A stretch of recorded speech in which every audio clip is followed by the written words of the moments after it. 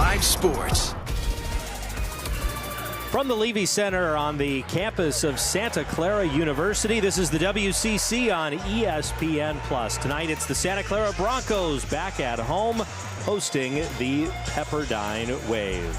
Hi again, everybody. I'm Joe Rizzo alongside Micah Paik. Great to be with you here from the Levy Center. And Micah, big game in conference early on, but a Santa Clara team looking to bounce back after a couple of losses on a road trip. Yeah, both teams are on a two-game slide, so both of them are going to come out very desperate to get a win tonight, especially that it's an in-conference game. Should be some good basketball tonight. Now we'll start on the Santa Clara side, brought to you by 8-Tool Shed Rentals. Yeah, the first key is big one is defense. The Broncos are 2-5 when they allow 60 or more points in a game. Thankfully, the Waves average just under 58 points a game, which is 9th in the WCC. If they can keep them there, they should be good. And the other key is score in other ways. The Waves are the best team in the WCC when it comes to opposing teams' field goal and three-point percentages. But they give up a lot of additional opportunities. They allow a league-worst 17 free throws per game, turn the ball over 20 times per game, as you mentioned. So the Broncos need to be active at defense, attack the glass, and attack the rim.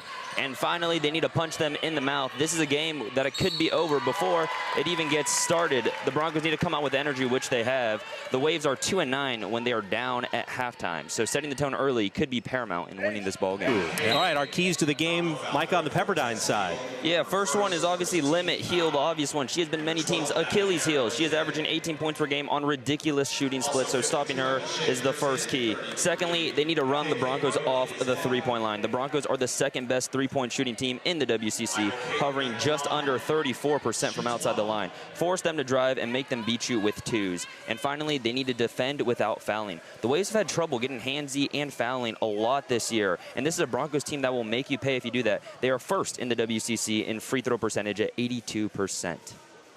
He's cut off. Pollard gets it back in the corner and hits another three. Bang, Olivia bang, Pollard. Bang. Olivia Pollard back-to-back, man. Broncos will look to push. Hiraki drops it off. Olivia Pollard, yes! Again, 3 in a row for Pollard. Reservations from 3. Olivia Pollard hot from beyond the arc to start the night. Driving, and she traveled. Just one too many steps there. Go back to the Brew Baker 3. Get ready to see a lot of that. I know she just got subbed out, but when she comes in the game, she's there to shoot the basketball at 45.8% from beyond the arc this year. Santa Clara advantage. Late stages here of the first quarter. Kadee gives it up to Pollard. Nice bounce pass to Emma Schaefer. A great ball movement from Santa Clara. Yeah, you know, Bill Carr's happy. Loves when this team keeps the ball moving and the ball doesn't stick on offense. I mean, Joe, you can see why they have struggled this season, and it's just been because of the turnovers. I mean, already in this game, they have a lot of turnovers, 20.7 averaging per year, last in the WCC. Just been a killer offensively. He's left. Heel driving, contact, and a foul with 4.7 remaining. Great job there by Heel in the late clock, finding a way to get away to the charity stripe there. Now, I call her the Red Rocket. You know, she's just so fast off the dribble. She can beat you with that quick first step of hers. Heel down low to Olivia Pollard. Couldn't finish. Gets her own miss, though, and Pollard on a second chance opportunity. The first player to double figures. She's got 11. Gotta love how Pollard's playing. Several bites at the apple there. Finally gets one to go. Outside, inside, doing it all. Pollard. Yeah, I think Pepperdine in that first quarter kind of got caught up in the Broncos' pace. You mentioned this game should be played in the mud. Pepperdine was out there running with the Broncos, not what you want to see. Pepperdine looking for offense, and they'll get to the line. Ella Brubaker's fouled. Yeah, exactly what you expect Kelsey Kaiser to do. Need some offense, bring in Brubaker, someone who can score in a hurry. The team's second best scorer for Pepperdine. Teal with the dribble. Ball was knocked to Latu. Latu able to finish. Nice move, Malia Latu. Always creative around the bucket. And her first points of the night. Off the bench in the game with some English off the glass. Nice to see there from Latu. Here, the kick out. Now Brody going baseline. Good defense from Pollard. 6 to shoot. And the pass goes out across the timeline. It'll be a race for it, and it's out of bounds to Santa Clara as Pepperdine commits their 8th turnover. It's like there's 5 Pollards out there. That's her again there, being in position, getting the stop, forcing that turnover and that bad pass. Pollard just seems to be everywhere tonight. is stifling Broncos defense. Malone getting trapped. Her pass is knocked away and stolen. Excellent defense. Heel with it. She'll step back. A long two is perfect. Why not? A great job there by the Broncos. They found the 5'3" Malone there, sent two big guards to trap her. Nowhere she could go. In a team that's headlined with Tess Heel, Pollard's often forgot about sometimes, I feel like, when you face this team. But you mentioned pregame, Joe, just the depth the Broncos have, and Pollard's a great example of that. She has found a home here at Santa Clara, the transfer from the University of Washington. Her second year in the program. Broncos with their largest lead of the night, and another layup, narrow the pass to Hudgens, and it's 39-10. Great job by Hudgens, just moving without the ball. Awesome to see that. Always got to be moving when you don't have the ball. Pass and cut, baby. But they have had no answer for Olivia Pollard and the Broncos. Pollard again, why not? Why not? In the mood for three, Olivia Pollard is playing the horn tonight. Holy cow. Final 2 minutes here of the first half. Pollard gets it back. She'll hoist again from three, and she hits again. Man, strutting with some barbecue. Olivia Pollard is hot. Wow. May very well eclipse that tonight in the first half. Here we get a steal. Waba in the clear, and a layup for two. That's what Nwaba does best, just like her brother. Played for the Chicago Bulls, Cleveland Cavaliers.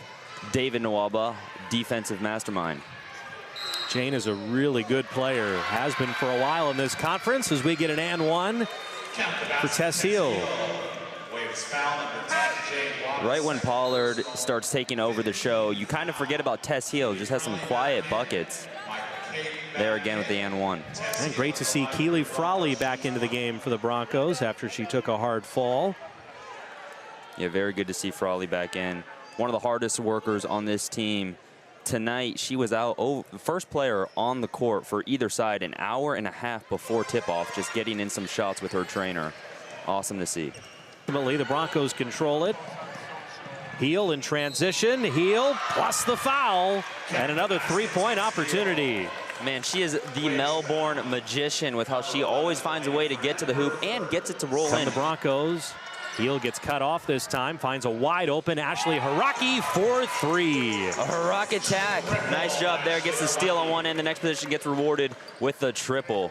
Two-made double team comes. Now Edmondson going baseline, and she's fouled. Bailed out by that foul there, but you kind of wish Pepperdine would have done the zone earlier. You could see how that worked. When they come on the zone, you got to go to the middle. Laura Edmonds flashed to the middle. They couldn't get the ball to her. You got to do that to break the zone. Here's a cutting Malone. Good back cut by Malone, but better defense there by Schaefer, just staying solid, not fouling there. That's the key on possessions like that. Make her make a tough 7-foot floater there. Don't give her a free trip to the charity stripe. On the Santa Clara side, likely going to see a lot of the Broncos bench, given the score in the fourth quarter. Schaefer operating underneath. She's got 6 off the bench.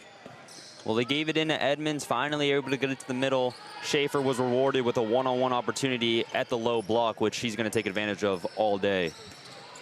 Everything but the finish there for Megan Harkey. Now Maddie Narrow, nobody cuts her off, and she finishes.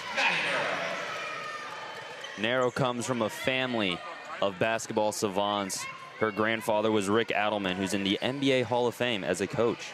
I saw out to Hudgens. Hudgens dumps it down to Schaefer, and at the horn, a basket for Emma Schaefer. Man, fee-fi-fo, some team basketball there. Everyone getting touches. Great job, late clock execution. Again, in about 3 weeks. Here's Pollard cutting to the free throw line. No good. Hudgens tips the rebound, controlled though by Pepperdine, and we're going to get another Santa Clara foul. That's a good job by Pollard, though. Nothing really going. The ball's moving kind of around the horn, so she takes it into her own hands to flash right to the free throw line, catches, and has a wide open, 15-footer. That's what you want to see when you play against the zone, stuff like that. This final stanza for Santa Clara as Mariah Hudgens changing that. A corner three. 7 for Hudgens and her first 3 of the night. Little blues on the corner there for Hudgens. Another way to break the zone, hit your outside shot. That's a little easier. Pepperdine just can't get anything to go from deep. And then an offensive rebound, Ross, and it's swatted out of bounds by Hudgens. Yeah, Hudgens said no soup for you. Hustling Hudgens is what I like to call her. Always working on the defensive end, and she does a great job moving off ball on the offensive end. Limit. Hudgens did a nice job there flashing to the middle, but she went right to Schaefer even though she had 2 defenders on her.